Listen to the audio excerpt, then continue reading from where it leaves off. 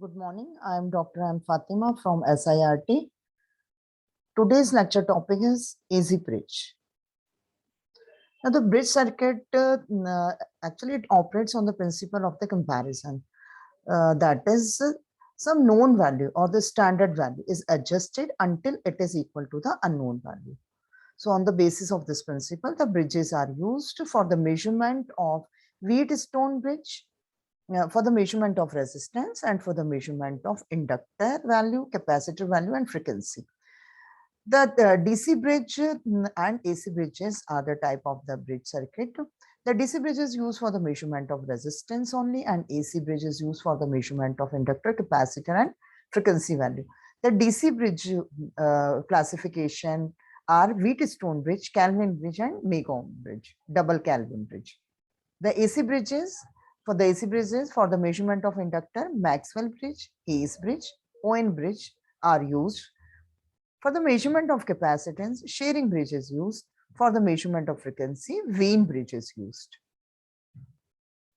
Now the capacitor, actually the capacitor, if I'm talking about the capacitance, it means that this is the ability of a dielectric to store the electrical charge per unit voltage. So you can see here, this diagram is showing a parallel capacitor. The two plates of the conductor in between dielectric is present. The plate is having some area A and the distance between two, let it be denoted by D. So the formula for the parallel capacitor C equal to epsilon A upon D. That is, the epsilon is epsilon R and epsilon. So epsilon R is the relative permittivity of the capacitor. Epsilon is the permittivity of the free space, and A is the area of the plates, and D is the distance between the two plates. This is the equivalent diagram of the capacitor. In the capacitor, the resistance comes here in parallel and inductor is also present. The typical values of the capacitors are microfarad, nanofarad, and picofarads. Next is the inductor. The inductance, actually this is the ability of a conductor to produce induced voltage when the current varies through it. So you can see that in the diagram, there is a core on which the wire is wounded. L is taken as the length of this wire, and if N is the number of turns, and if I'm saying mu R is the relative permeability of the core, and mu naught is the permittivity of the free space, then the inductor or inductance capital L can be given by mu naught mu R N square A upon L, where L is the length of the wire, A is the area of the wire, N is the number of turns, mu naught is permeability of free space, and mu R is relative permeability of the core material. This is the equivalent diagram where the inductor is connected in series of the resistance. Some resistance is present in inductor.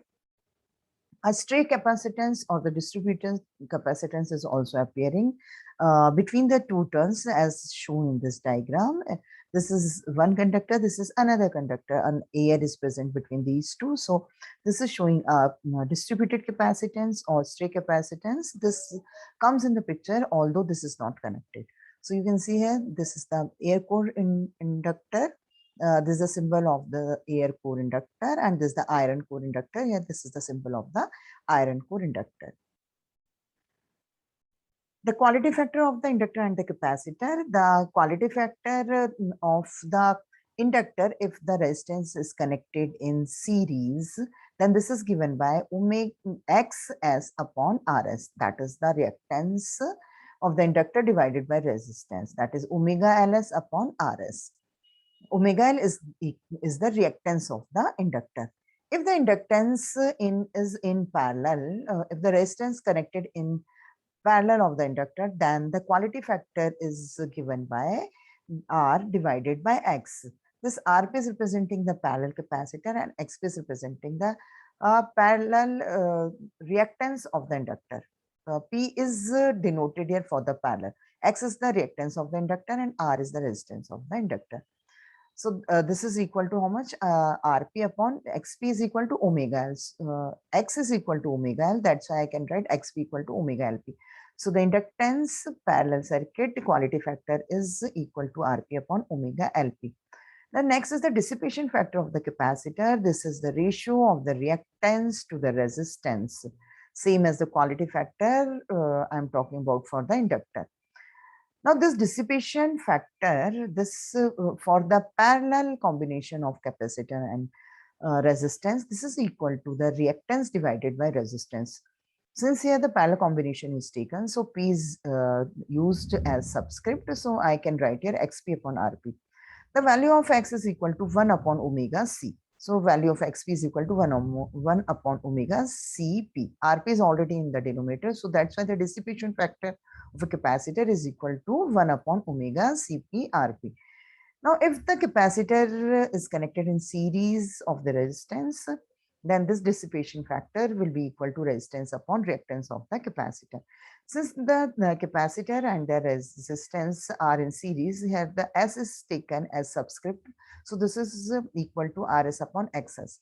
The value of X is 1 upon omega C, and if I'm writing for the Xs, the value of this Xs is equal to 1 upon omega Cs. So I'm substituting the value of Xs here. So this is equal to 1 upon omega Cs, and it becomes this dissipation factor of the capacitance series circuit is equal to omega Cs Rs.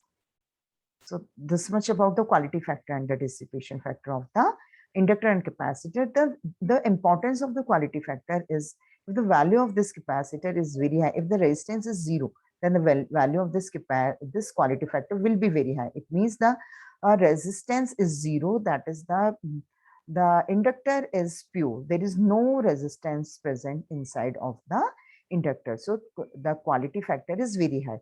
So we always prefer to take the inductor with high quality factor. If the quality factor is very low, it means the very high value of resistance is present.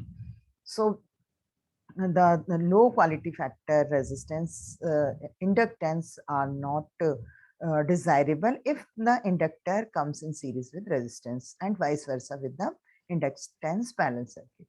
So the quality factor and the dissipation factor decided the quality of the capacitor and the resistance, or you can say the value of the resistance present in inductor and capacitance. Now come to the Wheatstone bridge.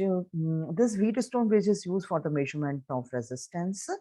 Here the resistances are connected in the 4 arms, the R1, R2, R3 and R4. So the R2, R3 and R4, these values are known, and unknown value of the resistance is connected in this arm, arm A, D. Between arm A and C, the DC voltage supply is connected, and between arm B and D, a galvanometer is connected. The galvanometer is connected to check whether the bridge is in balance condition or not. Now, what is the balance condition? The balance condition means the potential difference across this galvanometer must be 0. Or we can say that the current should not be flow through this galvanometer. If the current does not flow through the galvanometer, then the bridge is in balance condition. Then we can apply this condition, R1 upon R3 equal to R2 upon R4. That is, the product of opposite arms are equal. So the first pair of the opposite arm is R1 and R4. The another pair of the opposite arm is R2 and R3. So R1, R4, this product must be equal to R2 and R3. So this is the balance condition for the DC bridge. Wheatstone bridge is DC bridge, and it is used for the measurement of resistance. So by knowing these values, the resistance R1 can be calculated by applying the balance condition. Similarly, for the AC bridges, the AC bridge is also having the impedances in 4 arms. But this bridge is used for the measurement of inductor and capacitor value with the help of the balance condition. Now here the impedances are connected in the 4 arms, Z1, Z2, Z3 and Z4. Between the point B and D, the AC voltage supply, AC supply is connected, and between the arm A and C, the detector or the galvanometer is connected. If I'm saying the bridge is in balance condition, it means the voltage drop across this detector or the galvanometer is 0.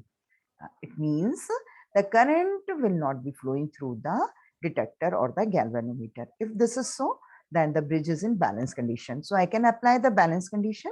A balance condition is the product of the opposite arm must be equal. So the opposite arm, first pair of opposite arm is Z1, Z4, and another pair of opposite arm is Z2, Z3. So this must be equal. The product of opposite arms of impedance must be equal. That is Z1, Z4 must be equal to Z2, Z3. But in the AC bridge, this is this Z1, Z4 equal to Z2, Z3 is not a sufficient condition for the balance. Since here the impedances depends on the frequency, so the angle also appear in the picture. So Z1, Z4 equal to Z2, Z3. This is only the balance condition. This is only the one balance condition. This is called magnitude balance condition. And for this, the another balance condition is phase balance condition. That is the phase angles of impedance Z1, Z4, and phase angle of impedance Z2 and Z3. The addition of these two must be also equal. That is, angle theta 1 plus angle theta 4 must be equal to angle theta 2 plus angle theta 3. So if this bridge satisfy these two conditions, Z1, Z4 equal to Z2, Z3, and theta 1 plus theta 4 equal to Z2 plus Z3, then we can say the bridge is in balance condition. And these balance conditions, if the bridge is at balance, with the help of this, the value of unknown inductor and capacitor or unknown impedances can be calculated. So this completes this lecture.